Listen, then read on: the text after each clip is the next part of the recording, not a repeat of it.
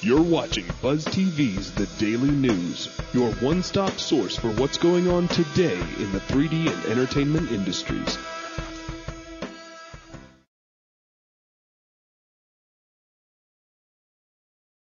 Hello and welcome to BuzzTV's The Daily News. Damn it! I'll just keep going. Yeah, that's right. It's Monday, October the 16th, 2006. Before we get started with the news tonight, we're going to spend just a second and congratulate our good friend, what's his name? Oh, yeah, Velocity Micro. Good job on contacting me for the contest win the other day. Absolutely outstanding. Also, free training. Yeah, what's up with that? We made you guys a deal last week, and that was keep the traffic up on the site. I want to see the community hanging out, helping one another. I've only seen a couple of games come out of the VTM number 3 that Logan and I did a week ago. And it's okay, Terry. I only saw about 3 of those games come out, and there was a couple of really good ones in there. Velocity Micro actually did one, Homer one, which was really cool. The donuts? And Cronus 78 did one. I believe that I've got the name right. Mm-hmm. His was really good. He's got a couple little bugs he needs to fix, but I'm getting an area set up where you guys can talk about things like that. More on that later. But, yeah, our traffic has diminished a bit. A little bit. You know, come, grab, run. Remember those? That was the old days.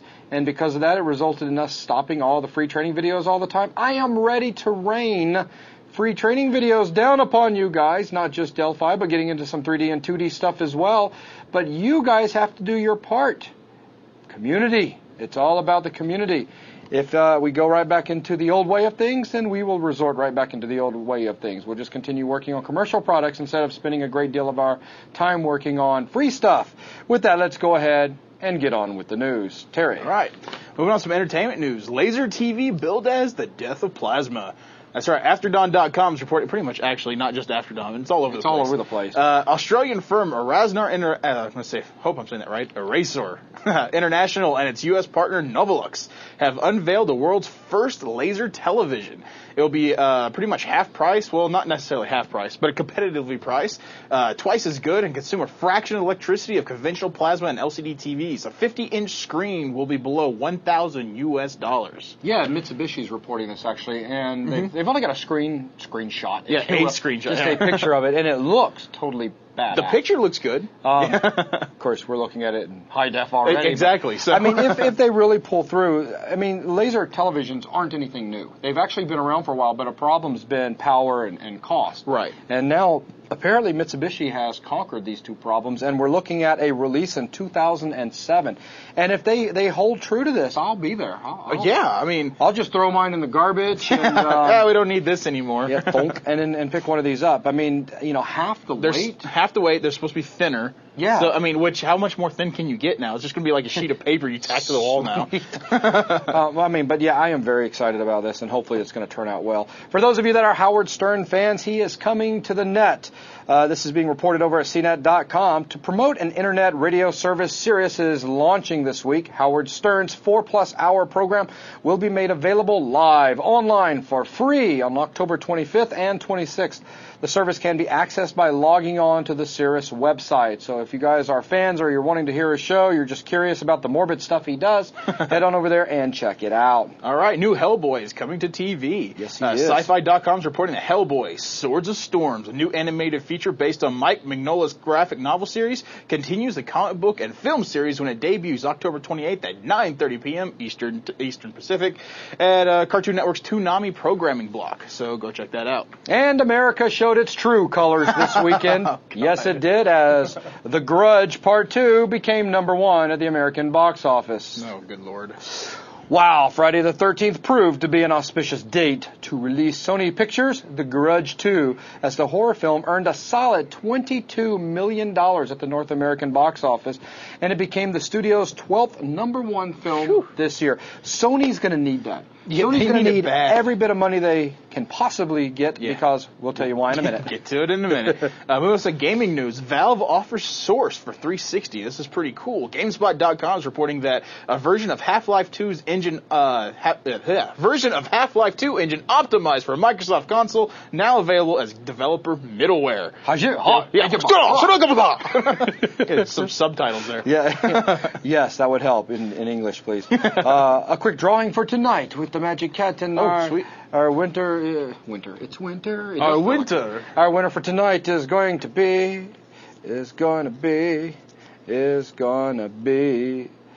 Z_mole. Zemole. Made a 62% on the test. Very good, Zemole. $25 is yours if you get me a PM that must include your PayPal account and any other information I may be asking for. Mole. You know, since Velocity Micro did such a good job getting a hold of me so fast, I will let it be. Within like 10 minutes. I will let it be with thanks to him. Then I'm going to draw again. Oh, sweet. So, hang on. Got to get my hand in the hat. All right. And another winner. Just because watching pays. Hang on. Oh, I see CAD. Somebody's going, oh, my name has CAD in it. BuzzTV's. Ooh, BuzzTV's made a 75% on this. Oh, wow. BuzzTV's again. Just like I said with Zemole a second ago, you must PM me with your details. I need that PayPal account information. And I will give you a smooth $25. Anything else I ask for throughout the show needs to be in there as well. Moving right along. PS3 will lead the Wii by fourth quarter 2007. We'll see. This is being reported over at GameSpot.com.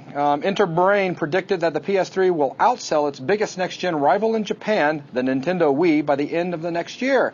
However, in the near term, the company believes that the Wii will win out. Well, and it's simple mathematics. You're absolutely right. The PS3 will definitely outsell the Wii. Yes. And here's how it works. We will sell about 1.5 million, I don't know, maybe even 2 million Wiis, right? Yeah. And Sony will sell their 8 copies of the PS3, That's available. with a grand total that will indeed be more than the 2 million copies of Wii. So, yes, I agree with their predictions. Yeah, we'll see. Moving on to a battery recall section. I told you I was going to put it in. Sharp starts laptop battery recall. Looks like they jumped on the bandwagon now, too. Sharp has joined the ranks of laptop manufacturers recalling troublesome batteries. They have recalled 28,000 battery packs, while Fujitsu, by the way, has announced it is replacing 51,000 more Sony batteries. That's on top of what, the 100-and-something thousand they recalled the other day? All I can say is, because that takes us right into the next story, which so makes sense. Laptop manufacturers may seek recall restitution from Sony. I feel for these guys. For the hammer, Sony. Yeah, I'm actually starting to feel pretty bad, but I'm not making fun of the PS3 ever again, because I just fit. Big piece of heavy metal. Joystick.com is reporting that several Japanese laptop manufacturers announced Monday that they may seek lost business and/or brand damage restitution. Brand damage. Yeah. Heavens well, I mean, think knows. about it though. You go over the Toshiba laptops. I'm not getting one of those. Their batteries explode. Exactly. Then how is that their fault? So no, I hear you. So brand damage restitution from Sony over mass battery recalls. The recall is expected to cost Sony upwards of $420 million in replacement costs alone. Good God. This does not include any possible punitive damages. This is going to be like one of those multi-billion-dollar lawsuits, isn't it? It's going to be insane. It's not going to be pretty. No, it's not. And they had that $420 million loan they pulled out from the Tokyo Bank like 2 or 3 months ago. You remember that? How convenient. Yeah, how convenient. Logan and I had a discussion on this. We think that Sony's trying to go bankrupt. So there are some theories behind it. I'll post it later. All right, moving on to some tech news. McAfee buys and integrates Enigma. Had to slow down for that one. CNET.com is reporting that security software maker McAfee launched on Monday its hosted data loss prevention service in conjunction with a $20 million cash acquisition of Enigma. So there you go. Happen to be a McDonald's fan? Yeah. Do you happen to live in Japan? Be careful. That's right. McDonald's Japan distributes infected MP3 players. Along with infected meat. Been reported over at slashdot.org. Let's see. Finnish antivirus vendor F-Secure reports that McDonald's in Japan distribute 10,000 infected MP3 players as customer prizes in a promotion with Coca-Cola. New Coke was behind this. The USB sticks contain 10 free songs plus the QQ Pass Trojan, which is intended to steal login data. Why do I see like Pepsi ninjas flying in there? Yellow Dog Linux version 5.0 for the PS3 has been announced. Slashdot.org is reporting that Yellow Dog Linux version 5.0 is slated for release in mid-November with support for the Sony PS3 first and support for the former Apple PowerPC product line to follow. Any updates required to support the Apple PowerPC systems following the release of the PS3 will be made available via a free download. And it has been requested that we bring back the educational moment, so we will spend just a minute walking through the year 1981. Zach was born. Wow, he's younger than I am? And the world will never be the same. True. I don't know. When were you born? 1980. Then guess what? Yeah. You just I mean, I knew, but I just... Dirty. 1981. We had Disc Keeper was founded July 22nd, 1981. And, so begins disk defragging and all that good stuff. Undelete because of MS-DOS and all. So, let the good times roll. MS-DOS version 1.0 was released August 19th, 1981. I missed the void. We had the American National Standards Institute, which is more commonly known as ANSI, is founded. Today, just as a side note, it's a voluntary organization composed of over 1,300 members that create standards for the computer industry. We also had 1981, IBM joins the computer race by introducing the IBM PC, which runs the new MS-DOS operating system. We also had Kermit. It is developed at the Columbia University in New York.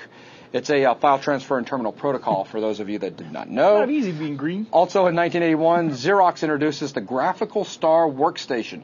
This computer greatly influences the development of Apple's future computer models, Lisa and Macintosh, as well as Microsoft Windows. That's where it all came from. We also had VHDL is proposed and begins development.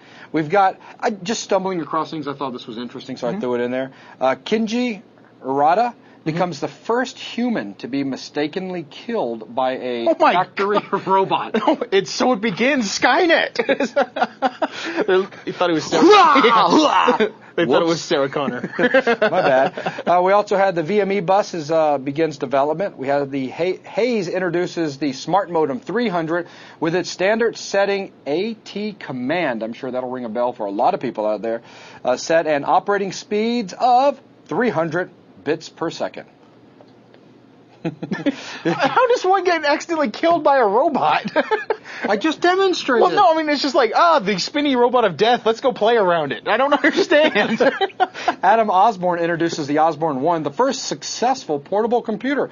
Weighs in at a whopping 25 pounds. Which, surprisingly, exact same weight as the PS3. Oh, right there.